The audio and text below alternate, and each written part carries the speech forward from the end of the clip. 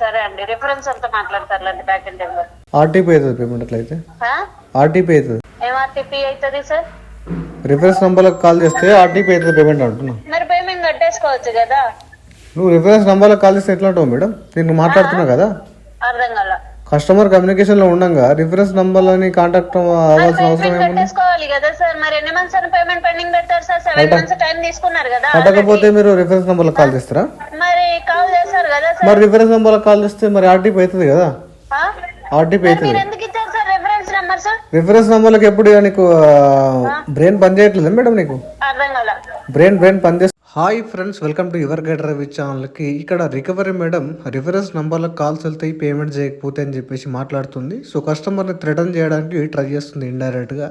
So video చివరి వరకు వినండి, చాలా ఇన్ఫర్మేటివ్గా ఉంటుంది. వీడియో నచ్చితే డెఫినెట్గా లైక్ చేయడం మర్చిపోకండి. కొత్త వాళ్ళ వీడియో చూస్తుంటే ఛానల్ సబ్స్క్రైబ్ చేసుకుని వీడియోని లైక్ చేయండి. మీరు కూడా లోన్ రికవరీ ఏజెంట్స్ వాళ్ళు ఇబ్బంది పడుతున్నారా?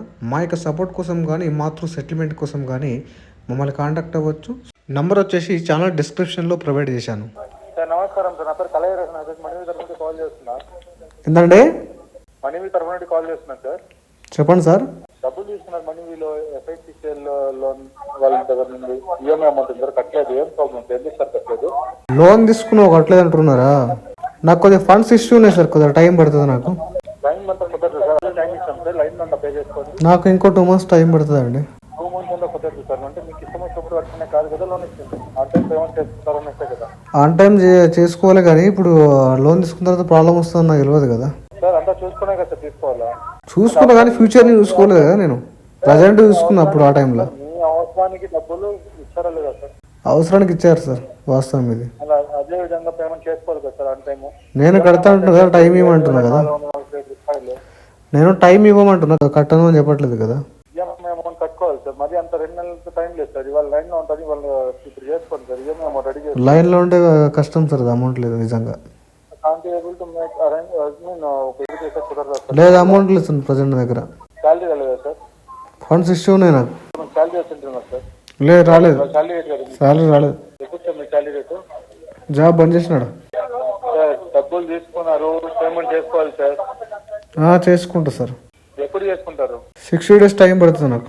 60 days కుదరదు సార్. మీకు ఇష్టం వచ్చినప్పుడు కట్టుకునే కార్ ఇచ్చింది అక్కడ లోన్. బయట నుంచి రెడీ చేసుకొని కట్టుకోండి సార్. బయట రెడీ అవ్వట్లేదు సార్, అడిగిన ఆల్రెడీ. ఏంది రెడీ అవ్వట్లేదు సార్? డబ్బులు తీసుకున్నారు కదా. డబ్బులు తీసుకున్న ఖర్చు పెట్టక తెలుస్తా ఉంది. ఆన్ టైం పేమెంట్ చేస్తున్నా తెలుదా సార్? ఏదో అందరికి ప్రాబ్లం వస్తుంది. 2 days 3 days అయితే పర్లేదు. ఇదే బ్యాంకింగ్ సెక్టర్ కదా సార్, ఎన్బిఎఫ్సి సెక్టర్. ఏదైనా ప్రాబ్లం నాకు రాకుండా ఉండదు కదా. అదే సార్, అందరికి ప్రాబ్లం వస్తుంది సార్.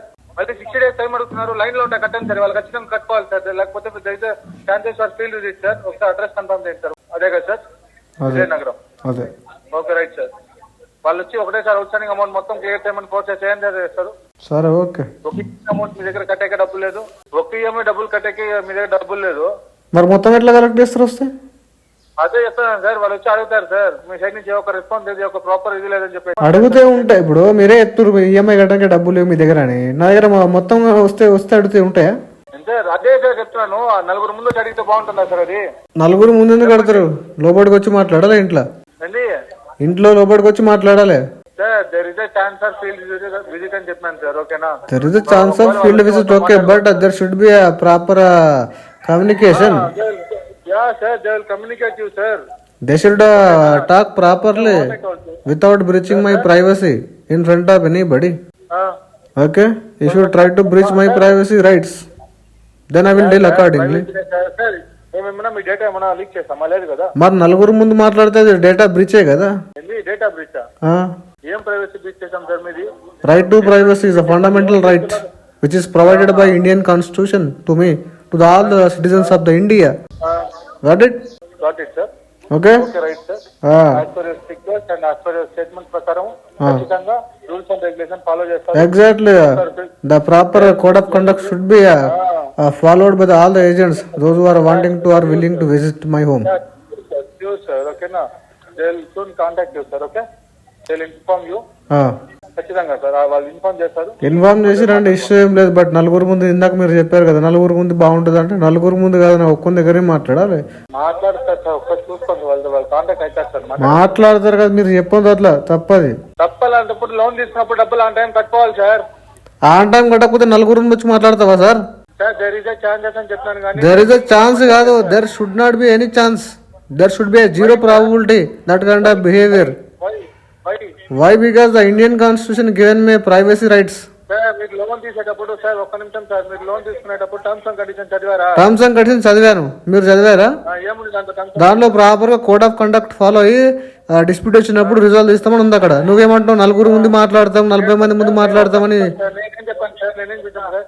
మీరేం చెప్పారు? నలుగురు ముందు అడిగితే బాగుంటుందని చెప్పారు. నలుగురు ముందు ఎందుకు అడుగుతారని నేను అంటున్నా. నలుగురు ముందు ఎందుకు అడుగుతారు? మరి వాళ్ళని అడిగితే నువ్వెందుకు చెప్పిన వాళ్ళ స్టోరీ నా దగ్గర? ఒక్క నిమిషం సార్, నేనేం రావటం లేదు, అర్థమవుతుందా మా ఇంటికి? ఎవరి దగ్గర వచ్చినా నువ్వు కమ్యూనికేషన్ ఆ విధంగా కస్టమర్ ని థ్రెటనింగ్ చేసే విధంగా ఉండదు కదా. You should follow proper. లేదు కదా sir. Sir first of all మీరు if you are DRA holder you should follow RBI guidelines. Do you know all banking laws, following our way guidelines. Banking regulations నీకు idea ఉందా? Code of conduct idea ఉందా మీకు? Sir COC code of conduct అంతే మాకు idea ఉంది. Are you DRA holder? How many marks you secured? I'm a DRA holder, sir. How many marks you got? Sir? How Why many? should I tell you, sir? Why should I tell you, sir? Then because I am doubting whether you are a DRA holder or not. Yeah, I'm a DRA holder, sir. Why If you are a DRA holder, how can you threaten the customer that the agents will come and speak in front of 4 people? Sir, where I threatened you?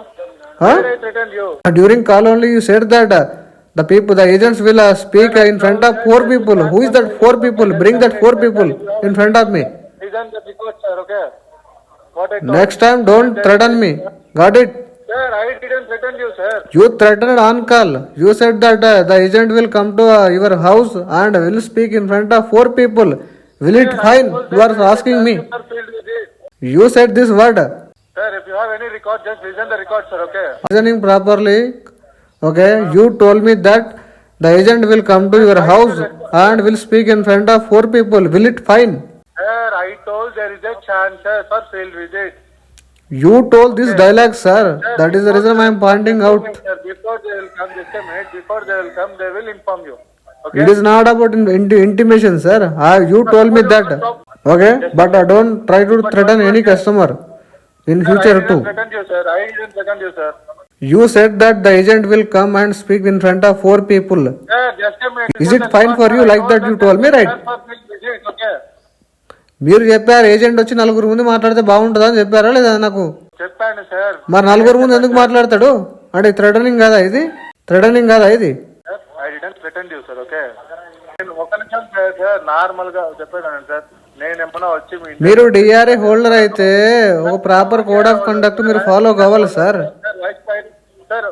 మీరు కావాలంటే call recording మళ్ళీ వినండి. కస్టమర్కి మీరు threaten చేయొద్దు. Customer ఏదైనా problem ఉంటేనే payment ఆపుతాడు. కావాల్సి డెలివరీడ్గా పేమెంట్ ఎవడు ఆవాడు. There should be honest reason in my case. So that is the reason payment is pending. I'm requesting time for you, but you are doing threatening. Did you raise the mail? Did you raise the mail? Did you raise the mail? Yes, I did. Share the mail copy, sir. Please connect in WhatsApp. I will share all the mails I sent. Okay, right, sir. Okay? Thank you, sir. Thank you. చెప్పండి. Sir ఇది credit B నుంచి మాట్లాడుతున్నామండి. Payment pending ఉంది కదా sir. Next month చేద్దాం మరి. Next month చేద్దాం. Next month వరకు టైం లేదు కదా సార్. ఇప్పుడు ఆఫర్ ఉంది కదా, చేసేసుకోవచ్చు కదా సార్. ఏం ఆఫర్ ఉంది? సెటిల్మెంట్ ఆఫర్ ఉంది, డిస్కౌంట్ ఆఫర్ ఉంది సార్. ఎంత ఉంది? ఒక నిమిషం చెప్తాను. 55,000 వస్తుంది సార్. టోటల్ ఎంత ఉంది? టోటల్ 1,26,451 ఉంది.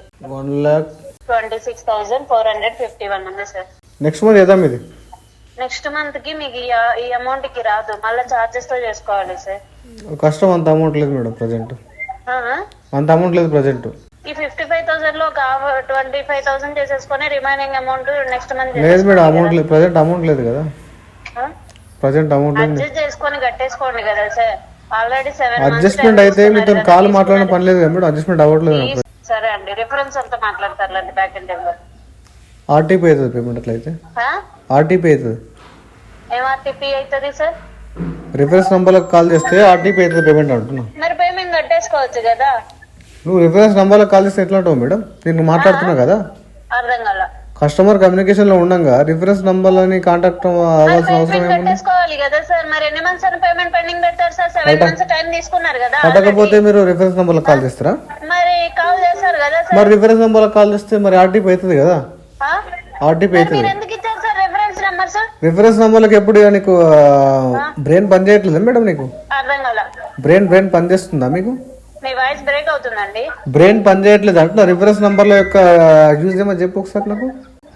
అర్థం కాల. మీ వాయిస్ కట్ అవుతుంది. రిఫరెన్స్ నంబర్ల యూజ్ ఏమో చెప్పండి ఒకసారి నాకు. మీరు పేమెంట్ కట్టకపోతే వాళ్ళకి రిఫరెన్స్ వాళ్ళు కాల్ చేయమనే కదా సార్ మీరు ఇచ్చింది. దాన్ని షూరిటీ అంటారు, గ్యారెంటర్ అంటాడు. ఆ?